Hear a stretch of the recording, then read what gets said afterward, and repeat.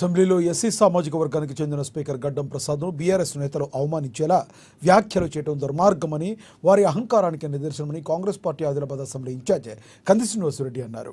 Assembly సమావేశాల సాక్షిగా speaker గడ్డం ప్రసాద్పై ఇటీవల మాజీ మంత్రి BRS MLA Jagadishwar Reddy, BRS working president KTR చేసిన అనుచిత వ్యాఖ్యలను తాను ఖండిస్తున్నామని వారి ఫ్లెక్సీల్ని దహనం చేశారు. కాంగ్రెస్ శ్రేణులతో కలిసి నిరసన వ్యక్తం చేశారు. నిరసన నినాదాలతో హోరెత్తిచ్చారు.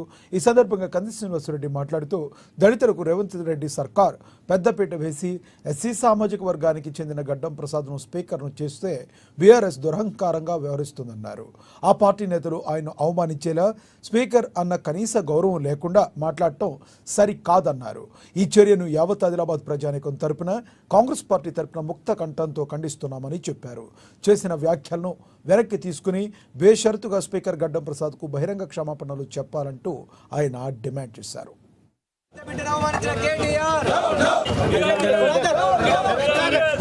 అసెంబ్లీలో దళిత బిడ్డ అయినటువంటి స్పీకర్ గడ్డం ప్రసాద్ కుమార్ గారిని అవమానించే విధంగా బీఆర్ఎస్ కేటీఆర్ గారు జగదీశ్వర్ రెడ్డి గారిని లాంటి వాళ్ళని ఉసిగొల్పడం, స్పీకర్ పదవికి అవమానం తెచ్చే విధంగా ప్రవర్తించడం నిజంగా దురదృష్టకరం. తెలంగాణ ప్రభుత్వం తరపున, కాంగ్రెస్ పార్టీ తరపున మేము ఖండిస్తూ ఉన్నాము. స్పీకర్ మొట్టమొదటిసారిగా స్పీకర్ పదవిని ఒక దళిత బిడ్డకు కేటాయించి ఆ స్థానంలో, అధ్యక్ష స్థానంలో ఒక దళిత బిడ్డ అయినటువంటి ప్రసాద్ కుమార్ గారిని కూర్చోబెట్టినటువంటి ఘనత మా కాంగ్రెస్ ప్రభుత్వం, రేవంత్ రెడ్డి గారి ప్రభుత్వాన్ని.